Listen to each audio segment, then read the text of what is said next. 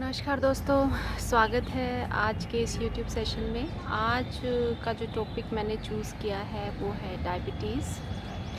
तो एक क्वेश्चन कई दिन से मेरे दिमाग में आ रहा था कि क्या कोई तरीका है जिससे हम डायबिटीज़ को रिवर्स कर सकते हैं। तो मैंने इसके ऊपर काफ़ी कुछ रिसर्च की और ये पाया कि हमारे कंट्री में हमारी जो एडल्ट पॉपुलेशन है, उस एडल्ट पॉपुलेशन का जो 1/3 पार्ट है वो इस बीमारी से सफ़र कर रहा है। तो क्या ऐसा कोई तरीका है, लाइफस्टाइल चेंज है जिसकी हेल्प से बिना मेडिसिन्स के हम इस डायबिटीज़ को क्योर कर पाएँ और रिवर्स कर पाएँ। रिवर्स का मतलब पूरी तरह से हम इसको अपनी बॉडी को रिकवर कर लें और हम डिज़ीज़ फ्री हो जाएं, डायबिटीज़ फ्री हो जाएं। तो ऐसा क्या तरीका है? तो जब मैं ये बात सोच रही थी, इस बारे में पढ़ रही थी, तो मैंने ये पाया कि डायबिटीज़ का मतलब है कि ब्लड स्ट्रीम के अंदर शुगर लेवल बढ़ना।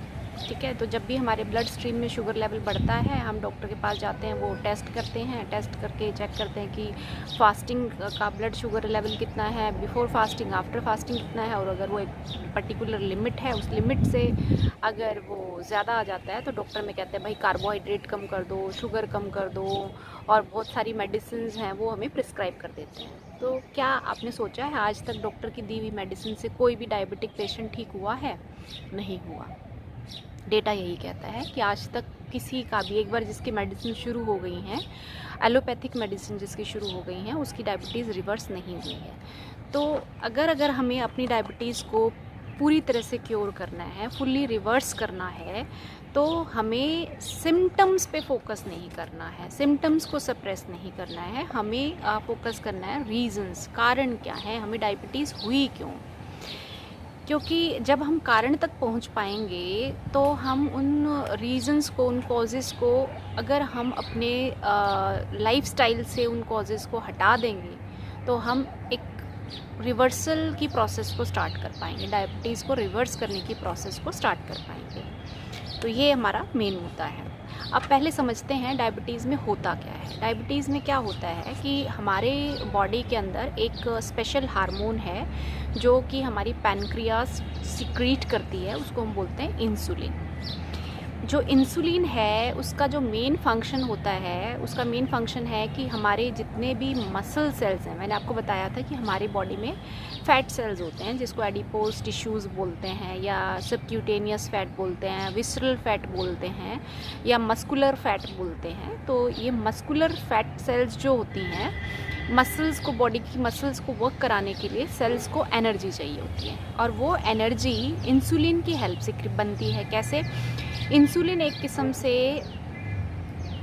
हेल्प करता है, जो भी आपने कार्बोहाइड्रेट खाया है, उस कार्बोहाइड्रेट से जो आपने ग्लूकोज जनरेट करी, कन्वर्ट की, उस ग्लूकोज को सेल में एंट्री जो है वो इंसुलिन की हेल्प से मिलती है, क्योंकि सेल्स के अराउंड इंसुलिन रिसेप्टर्स होते हैं, और वो इंसुलिन रिसेप्टर्स की हेल्प से इंसुलिन जो है वो ग्लूकोज को आपके सेल्स में पंप इन करता है, और फिर जिससे वो ग्लूकोज है वो एनर्जी में कन्वर्ट होती है और पूरी बॉडी को एनर्जी मिलती है।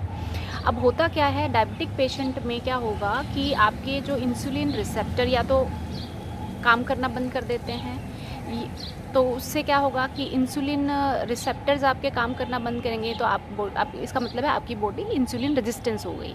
जितने भी टाइप 2 डायबिटिक पेशेंट्स होते हैं उनके अंदर क्या होता है कि इंसुलिन तो सफिशेंट अमाउंट में बन रही है, लेकिन उनकी बॉडी उस इंसुलिन के कॉरस्पॉन्डिंगली रिएक्ट नहीं कर रही है। जो उनके सेल्स के रिसेप्टर्स हैं, वो रिसेप्टर्स इंसुलिन के कॉरस्पॉन्डिंग रिएक्ट नहीं कर रहे हैं, और उससे क्या होगा कि जो आपकी ग्लूकोज है वो ब्लड स्ट्रीम में ही सर्कुलेट होती रहेगी, और ब्लड स्ट्रीम में सर्कुलेट होगी, एनर्जी में कन्वर्ट नहीं होगी।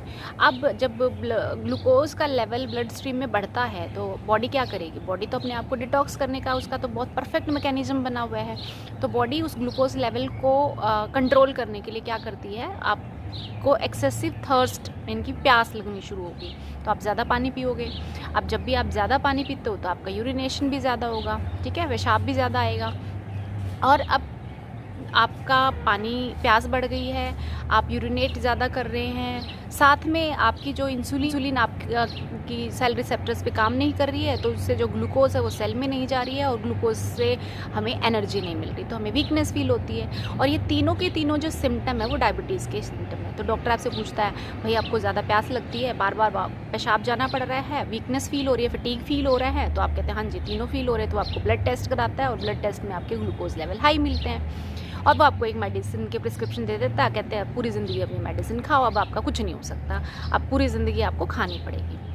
तो लेकिन आप अगर कॉजेस, ये तो एक आउटकम है, आपने कारण नहीं जाना कि ऐसा हुआ क्यों। वो कारण जिस दिन आप जान लेंगे और उस कारण को अपने लाइफस्टाइल से अगर आप निकाल देंगे तो आप अपनी डायबिटीज़ को भी क्योर कर पाएंगे। तो अब हम बात करते हैं कारण। तो कारण दो हो सकते हैं। नंबर 1 कि लैक ऑफ इंसुलिन, कि आपकी जो पैनक्रियाज है वो प्रॉपर इंसुलिन सिक्रीशन नहीं कर रहा है और ढंग से इंसुलिन नहीं बन रहा है, तो आपकी बॉडी में इंसुलिन कम है, या फिर आपकी बॉडी इंसुलिन रेजिस्टेंट हो गई है। इंसुलिन रेजिस्टेंट का मतलब है कि आपकी बॉडी के जो इंसुलिन आपके जो बॉडी सेल्स हैं, सेल्स के अराउंड जो इंसुलिन रिसेप्टर्स हैं, उन रिसेप्टर्स में फैट डिपॉजिट हो गया है। मीन जितने भी ओबीज लोग होते हैं उनमें क्या होता है कि उनकी जो सेल्स के अराउंड जो रिसेप्टर्स हैं उनमें सेल्स में बहुत ज़्यादा फैट डिपॉजिट हो जाता है, जिसकी वजह से इंसुलिन रिसेप्टर्स जो हैं वो अच्छे से वर्क नहीं करते, वो इंसुलिन को कैप्चर नहीं कर पाते, तो बॉडी इंसुलिन रेजिस्टेंट हो जाती है। ठीक है, बॉडी के अंदर इंसुलिन के रेजिस्टेंस को पैदा नहीं होने देना है। और इंसुलिन की रेजिस्टेंस जो पैदा होती है वो उसके कारण हैं। उसके कारण क्या क्या हैं?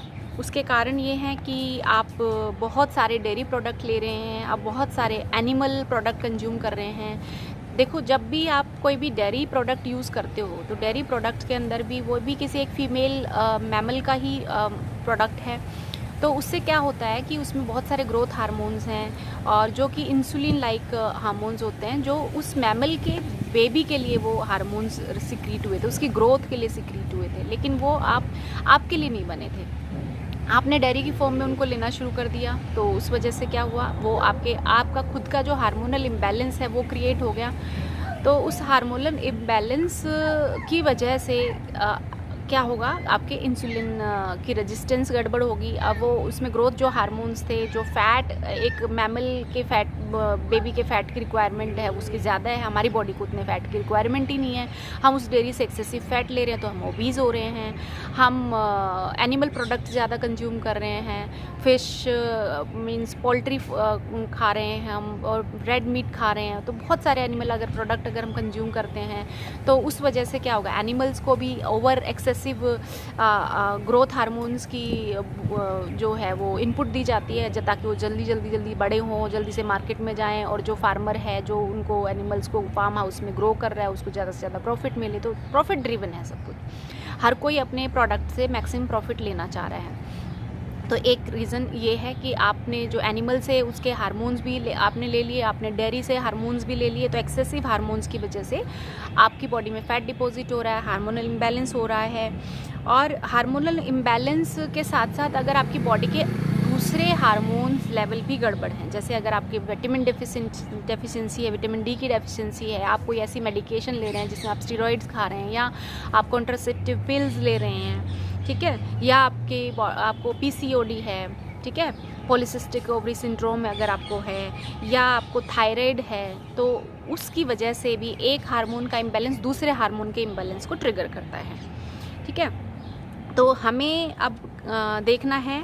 और एक्सेसिव अगर आप केमिकल बेस्ड प्रोडक्ट यूज़ कर रहे हो, आप परफ्यूम लगा रहे हो, बहुत सारे कॉस्मेटिक्स अगर आप अपनी स्किन पे लगा रहे हैं, और बहुत सारे heavy you can say heavy fragrance वाले अगर आप परफ्यूम्स स्प्रे कर रहे हैं, शैम्पूज़ यूज़ कर रहे हैं, तो वो भी आपकी स्किन के थ्रू पेनिट्रेट करके आपके मस्कुलर सेल्स तक जाते हैं, एडिपोज टिश्यूज़ तक जाते हैं, सेल्स तक जाते हैं, और आपकी जो सेंसिटिविटी है, सेल्स की जो सेंसिटिविटी है एक्चुअल हार्मोन्स के लिए जो होनी चाहिए, वो सेंसिटिविटी डिक्रीज़ होती है। और ये एक्सटर्नल केमिकल्स के कॉरस्पॉन्डिंग कंजम्पशन की वजह से आपकी बॉडी में इंसुलिन का जो रेजिस्टेंस है वो क्रिएट होना शुरू हो जाता है।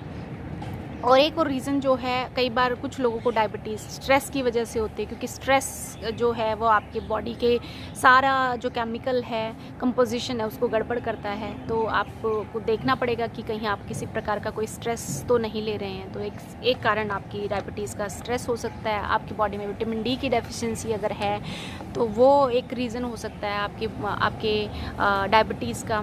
तो अब करना क्या है? अब हमें ये पता चल गया है कि भाई हमें ये सब कारण हो सकते हैं जो हमारी बॉडी के अंदर इम्बैलेंस क्रिएट कर रहे हैं। तो अगर आपको डायबिटीज़ को रिवर्स करना है तो आपको अपने लाइफस्टाइल में एक मेजर शिफ्ट करना पड़ेगा। मेजर शिफ्ट कैसे? आपको अपने खाने को चेंज करना पड़ेगा।